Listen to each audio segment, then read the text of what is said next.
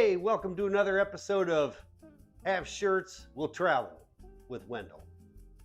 Today, I'm reading this book. It's called Drink Like a Man. Now, they're not paying me to advertise for this, but I'm finding it kind of interesting because the author has a premise that there are so many amazing cocktails being crafted today with multiple ingredients, various flavors of bitters, adding a little of this, a little of that, taking away some of that, and basically what this author's premise is, you don't need to do all that.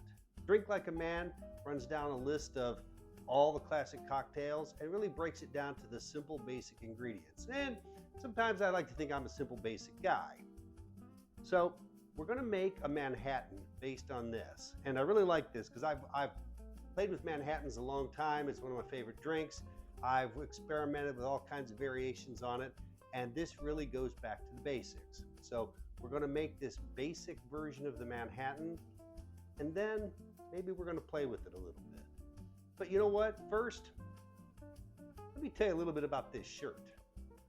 This is a pattern from Kahala. It's called the Atomic Fish, and it dates back to the 40s. Now, for those of you who are aware, Johnny Weissmuller was the Olympic swimming champion, probably one of the coolest Tarzans ever. Played Tarzan from the early 30s to the late 40s, and then had a TV series and a bunch of movie serials and series called Jungle Jim. I think they actually took a lot of Tarzan footage and just recycled it. But there's a very famous picture of Johnny Weissmuller in Hawaii, and he's wearing a 1940s version of this shirt. Now, as you can see, again, all those things I love. We've got a pattern that matches, goes all the way across the placket. We've got the wooden buttons. We've got that fantastic little collar tab I like to talk about. I love when a shirt has this. You can button it across like this when you hang it so it doesn't stretch the neck out. Good way to go. And remember, as I always say, if you actually want to wear the shirt completely buttoned up like that, you've really got to reevaluate where you're at right now. It's a look that never worked. It never will. Don't even go there. Save yourself the humiliation. Use it to hang the shirt on a wooden hanger, not a metal hanger. And when you're wearing it, you wear it open. Hawaiian shirt or Aloha shirt should always be a relaxed fit. Most shirts I wear are actually extra larges. So dress shirts, sweaters, things like that, sweatshirts, I generally go with an extra large.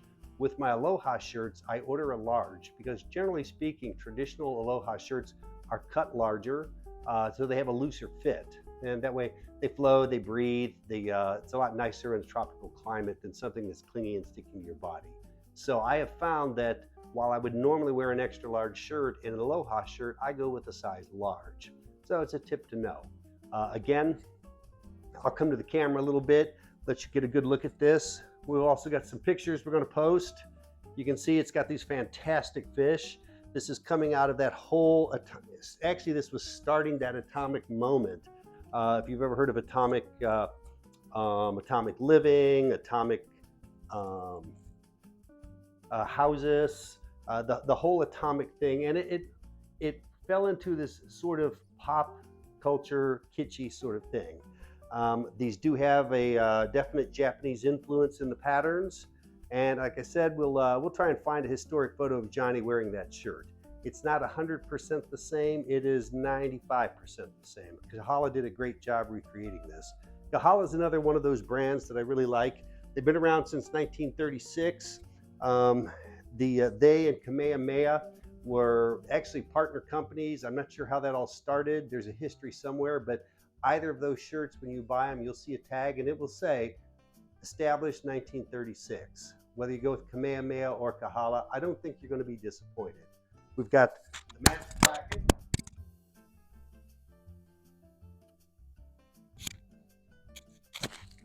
We're trying out new technology here. So as I was saying, we've got this matched placket. We've got the shirt, the matched shirt pocket, so that you should be able to step away and not really see that there's a shirt there. Wooden buttons, great fit, made from silk. Silk and rayon is certainly my preferred. Cotton is okay, but when you can, try and find rayon or ideally a silk shirt. The early ones were silk. They found that rayon was a little cheaper and it held up a lot better.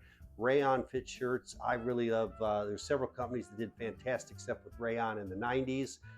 Try and look out for those shirts where you can. Anything made with rayon usually is going to have a nice soft fit. It's comfortable, it drapes well.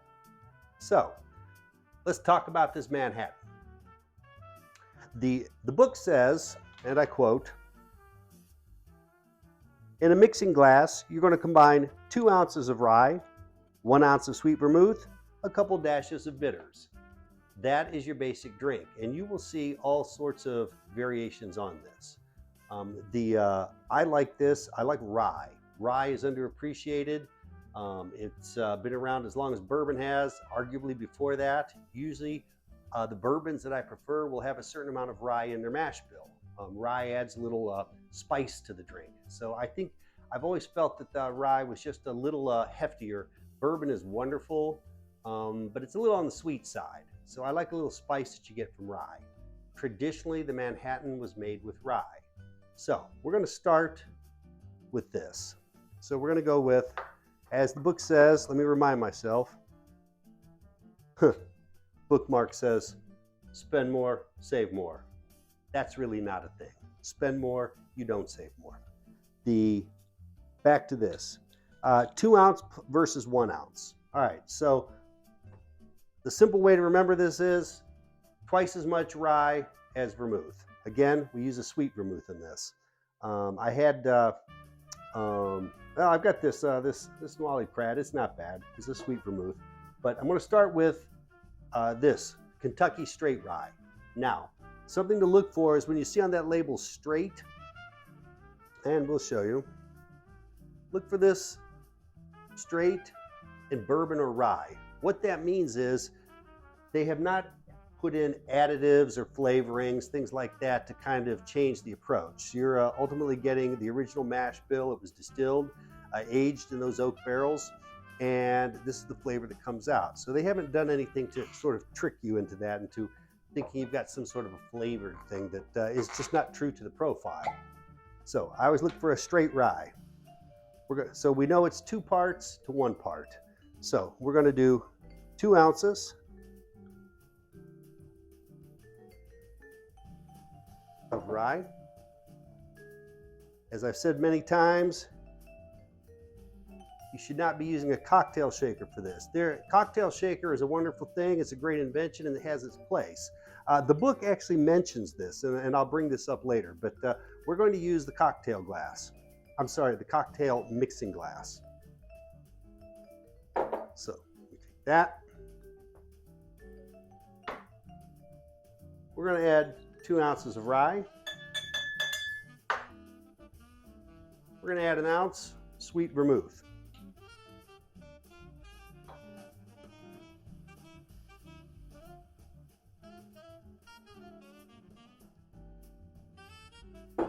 Next, the all-important Angostura bitters.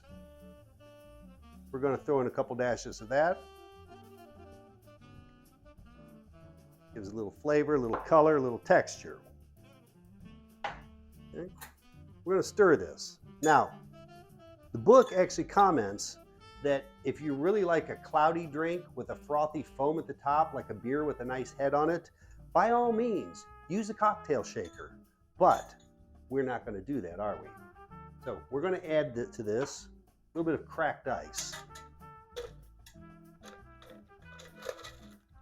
We want it just broken down enough to chill and even out the ingredients, but we don't want to water it down.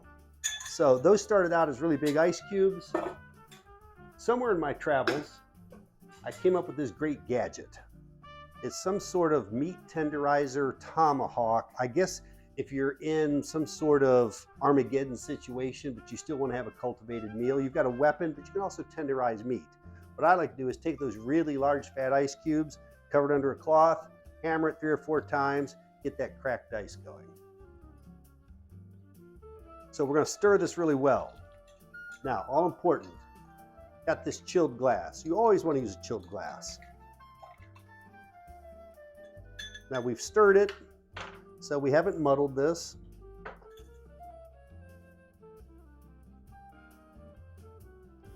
We're going to do this. we're going to add. Using our strainer to keep the ice out. We've got a nice, lovely color to it.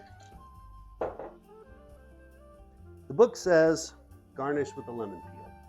It also says you can use a cocktail cherry. However, they debate that that's like putting an olive in your martini. You've missed the point of the martini. The the lemon peel will do a lot more to accentuate that. So we're going to do this.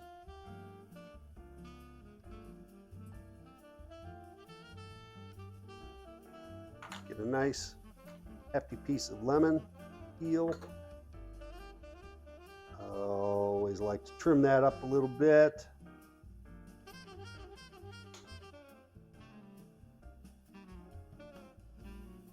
You want a nice attractive lemon peel for your guest.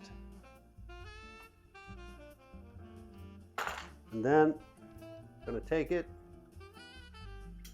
I'm going to warm that lemon peel up just a little bit. We're going to express that citrus oil on the top. Swirl it around a little bit.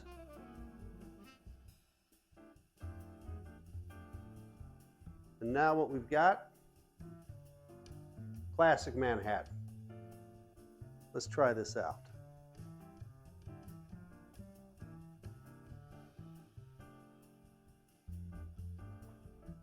Yep, that's fantastic. Sweet vermouth combined with the spiciness of the rye. The citrus gives you a wonderful texture. Great nose, very smooth drink. But wait, we're not done here, because while the book does not go into this, it gives us a great basis to make my favorite drink, a perfect Rye Manhattan. So what we're going to do now, we've got that 2 ounces of rye, we've got an ounce of sweet vermouth. We're going to add 2 more ounces of rye.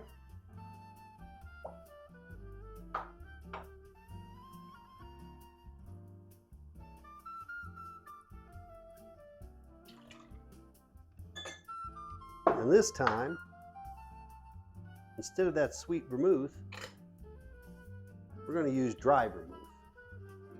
Now I have some dry vermouth, and it's pretty crappy stuff. I don't want to go there, so I'm going to go to a fallback. I always like to use Lillet Blanc. Lillet Blanc is a great substitute for vermouth. Same mixture, 2 ounce to 1 ounce.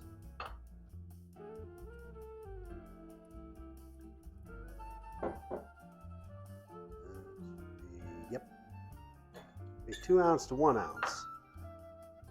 They call it a perfect Rye Manhattan because it balances out. So you've got 1 ounce of sweet vermouth, 1 ounce of dry vermouth, or in this case, the Lillet Blanc, and then we've got 4 ounces. So it's 4 parts, 1 part, 1 part. Or you could do 2 parts bourbon, half part sweet, half part dry. Either way, I'm going to take a shortcut here. We're going to stir this. Remember, you don't want to get a head on this thing like some sort of a beer, like a Guinness on tap, okay? That's what a cocktail shaker will do. It makes the drink very cloudy. We want that clarity. Now I'm going to add the rye sweet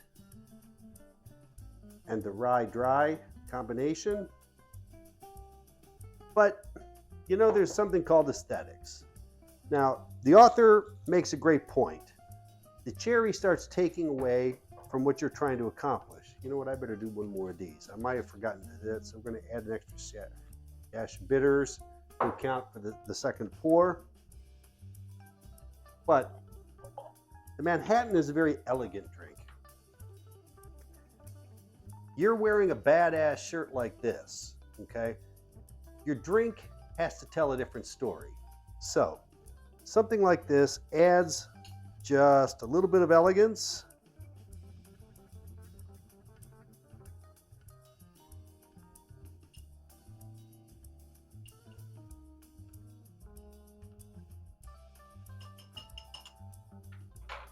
And I don't think it does anything negative with the flavor profile. I think it helps it quite a bit. Let's see here. Perfect Rye Manhattan. We're going to garnish it with that cherry.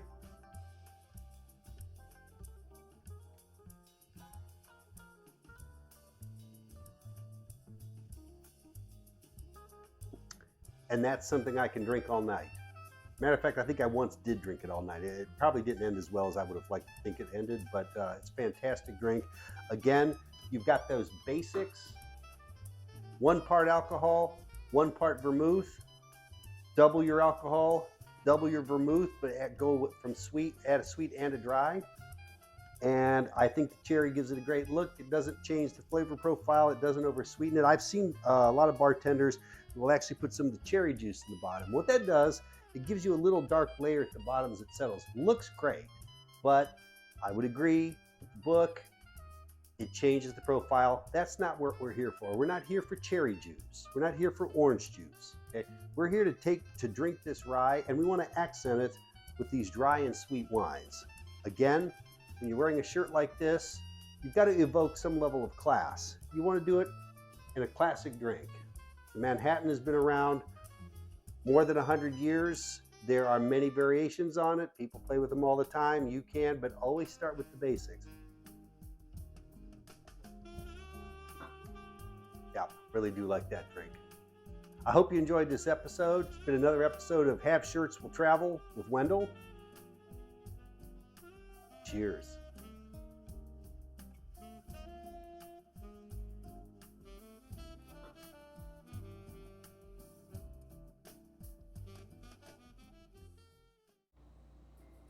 If you want more of my thoughts and insights on Aloha shirts, cocktails, gear, tools, or anything else I may think up, please like and subscribe. See you in the next episode of Have Shirts Will Travel.